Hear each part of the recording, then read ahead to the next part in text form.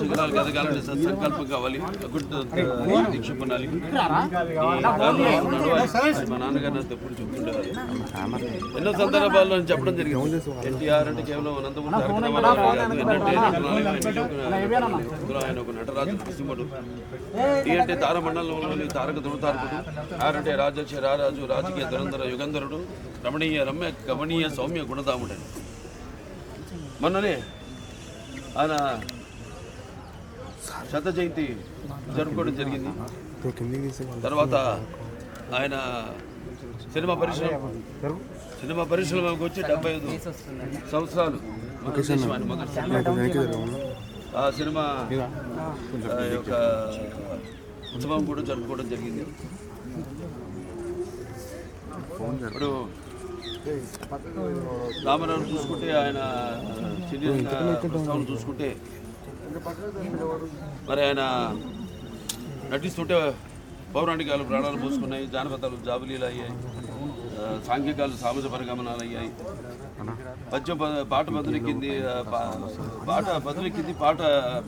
పద్యం పాట నాటం నేర్చింది, కళామ తల్లి కన్నుల పండుగ చేసుకుంది, కళకళలాడింది, గలగలది.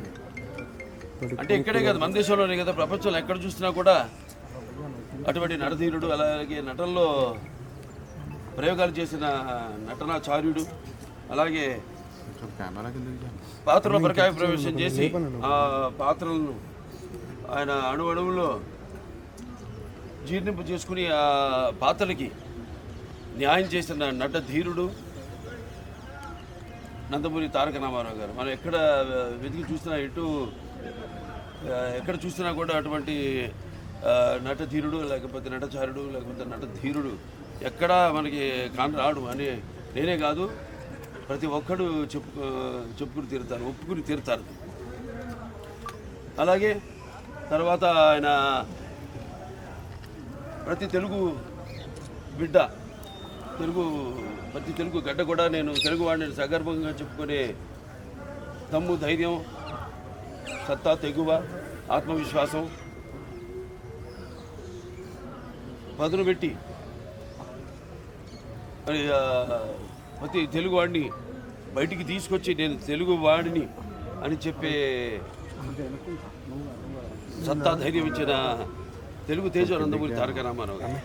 ఆనాడు తెలుగుదేశం పార్టీని స్థాపించి మరి తెలుగుదేశం పుట్టింది సామికుడి చెమటలో నుంచి, కార్మికుడి కరిగిన కండరాల్లో నుంచి, రైతు కూలీల రక్తంలో నుంచి, అలాగే కష్టజీవ నిరుపేదల కంటి మంటల్లో నుంచి, కష్టజీవుల కన్నీళ్లలోంచి అని ఆనాడు, అలాగే అన్నార్థుల ఆక్రందనల నుంచి అంటూ, అలాగే తెలుగుదేశం పిలుస్తుంది రా కదిలిరా అని తెలుగుదేశం పార్టీని పెట్టి మరి ఆనాడు ఒక విప్లవం తీసుకొచ్చారు ఆయన. ప్రతి తెలుగు బిడ్డ బొడ్డు కోయక ముందే రాజకీయ చైతన్యం తీసుకొచ్చిన మహానుభావుడు నందమూరి తారక రామారావు.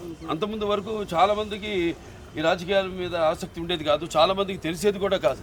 అటువంటిది ఆయన ఈ తెలుగుదేశం పార్టీని పెట్టి అందరిలోనూ ఒక రాజకీయ చైతన్యం తీసుకొచ్చిన ఓ మహానాయకుడు నందమూరి తారక రామారావు.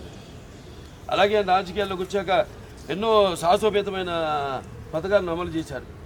అవి ప్రజలకు ఉపయోగపడేవి, అలాగే ఎంతో సానుకూలమైనవి కూడా ఆ పథకాలన్నీ. ఎన్టీ రామారావు రాజకీయాల్లోకి రాకముందు, వచ్చిన తర్వాత ఆయన ప్రవేశపెట్టిన పథకాలు వాటిని అమలు చేసి ఇప్పటికీ అందరూ వాటిని ప్రవేశపెట్టి అమలు చేసేలా చేసిన మహానాయకుడు Nandamuri Taraka Ramarao. That is NTR. అందుకే ఒక పేదవాడి ఆకలి బాధ తెలిసిన అన్న ఆయనే, అలాగే ఒక జనం భవితకు బాట వేసిన అమ్మ ఆయనే, అలాగే ఆయనకు అండగా ఉన్న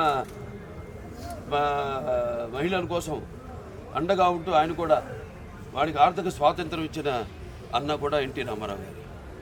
ఎన్టీఆర్ అంటే నటనకు నిర్వచనం. ఎన్టీఆర్ అంటే ఒక నవరసాలకు ఒక అలంకారం. ఎన్టీఆర్ అంటే నటనకు ఒక విశ్వవిద్యాలయం. ఎన్టీఆర్ అంటే ఒక నవశకానికి ఒక ఆరంభ మంత్రం. ఎన్టీఆర్ అంటే ఒక నవజాతికి మార్గదర్శకం. అలాగే ఎన్టీఆర్ అంటే నానా జాతులకు దైవ సమానం. అలాగే ఎన్టీఆర్ అంటే యువతకు ఆదర్శం. అలాగే ఎన్టీఆర్ అంటే నెత్తురు మరిగేలా చేసే ఒక అగ్నికణం. అలాగే ఎన్టీఆర్ అంటే ఆయన నడిచిన మార్గమే భగవద్గీతలా సాగిన ఒక గొప్ప జీవితం. అందుకే ఆయన అందరి గుండెల్లో శాశ్వతంగా నిలిచిపోయిన ఒక నిత్యామృతాన్ని తాగిన దేవుడిలా మారాడు. అటువంటి వాళ్ళకి మరి మరణం ఏది? ఆయన ఎప్పుడు నిత్యం వెలిగే ఒక మహత్తర జీవిత విధానం నందమూరి తారక రామారావు. ఎన్నో సంస్కరణలు. ఇవాళ అక్కడ ఎన్డీఏ చైర్మన్గా ఉంటూ కూడా ఆయన మొత్తం కేవలం మన రాష్ట్రమే కాదు, దేశం అంతటికి కూడా ఎన్నో అటు రైతులకి రుణమాఫీలు చేయించడం జరిగింది ఆయన. అలాగే ఇక్కడ మనం చూసుకుంటే ఇక్కడ మండలాలు, ఇక్కడ 330 తాలూకాలు ఉండేవి. అటువంటి వాటిని 1100 మండలాలుగా విభజించి ప్రజల వద్దకు పాలన తీసుకొచ్చిన మహానుభావుడు నందమూరి తారక రామారావు. అలాగే మహిళల కోసం అటు పద్మావతి యూనివర్సిటీ స్థాపించడం అయితేనేమి, లేకపోతే తండ్రి ఆస్తిలో సమాన హక్కు కల్పించడం అయితేనేమి, 2 రూపాయలకు కిలో బియ్యం ఇవ్వడం, అలాగే చేనేత కార్మికులకి వాళ్ళకు కూడా ఒక చేయూతనివ్వడం, ఆనాడు చేరా దోమతి. అలాగే ఎన్నెన్నో చూసుకుంటే ఎన్నెన్నో. అలాగే తెలుగు గంగ అయితేనేమి, అందరి నివాస ఉద్దల స్రవంతి అయితేనేమి, గాలేరు నగరి అయితేనేమి, ఇవన్నీ కూడా ఆయన ఆనాడు కళలు కన్నవి. అలాగే తెలుగు గంగ ద్వారా ఆయన అటు రాయలసీమ చిత్తూరు జిల్లాకి నీళ్ళు ఇచ్చి సస్యశామలం చేయడమే కాదు, అటు ఎక్కడైతే ఆయన పెరిగి అంత మహానటుడయ్యాడు. అలాగే పక్కా ఇళ్ళు అంటే కాంక్రీట్ ఇళ్ళు పేదలకు కట్టించిన మహానుభావుడు. కూడు గూడు గుడ్డ సిద్ధాంతంతో ఆనాడు ఈ యొక్క ఒక దేశంలోనే ఒక విప్లవాన్ని తీసుకొచ్చిన మహానాయకుడు నందమూరి తారక రామారావు గారు.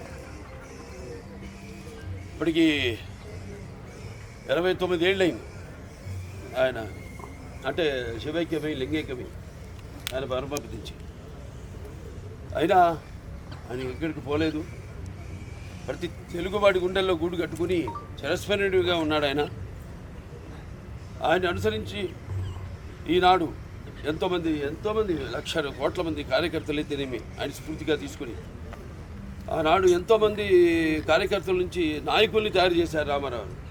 అలాగే కాకుండా అంతవరకు ఒక పంథాలోనే పెడుతున్న రాజకీయాన్ని మార్చి చదువుకున్న వాళ్ళని కూడా అంటే డాక్టర్లు అయితేనేమి, ఇంజనీర్లు అయితేనేమి, గ్రాడ్యుయేట్స్ అయితేనేమి, పోస్ట్ గ్రాడ్యుయేట్స్ అయితేనేమి అందరిని కూడా రాజకీయాలకు తీసుకొచ్చిన మహానుభావుడు నందమూరి తారక రామారావు. ముందు కూడా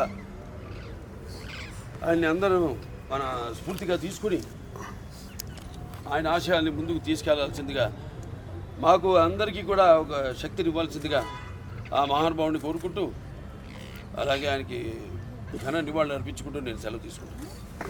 एनटीआर जब तक चांद सूरज रहेगा एनटीआर का नाम रहेगा, जब तक चांद सूरज रहेगा एनटीआर का नाम रहेगा, जब तक चांद सूरज रहेगा एनटीआर का नाम रहेगा. నటుడుగా ఎన్నో చిత్రాలు తీసాడు ఆయన.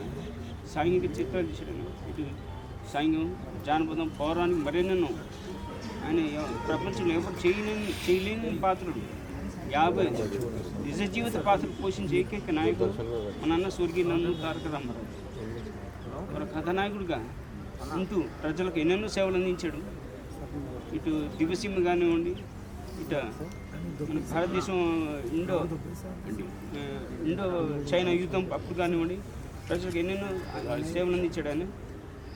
రాయలసీమ రిలీఫ్ ఫండ్ కానివ్వండి, ఎన్నెన్నో ఒక కథానాయకుడు ఉంటూ ఆయన అగ్రస్థానం ఉండగా, ఒక కథానాయకుడు అగ్రస్థానం ఉండగా మరోపక్క మన తెలుగు జాతి ఆత్మగౌరవాన్ని అన్యాయం జరుగుతుందని, ఆత్మగౌరవానికి అన్యాయం జరుగుతుందని గుర్తింపు లేకపోవడం, మళ్ళీ మన తెలుగు జాతి ఆత్మగౌరవాన్ని పునరుద్ధరింప చేయాలని నేను ఒక తెలుగుడిని, తెలుగు బిడ్డను, తెలుగుదేశమే నా పార్టీ, నా ఒక రాజకీయ పార్టీ స్థాపన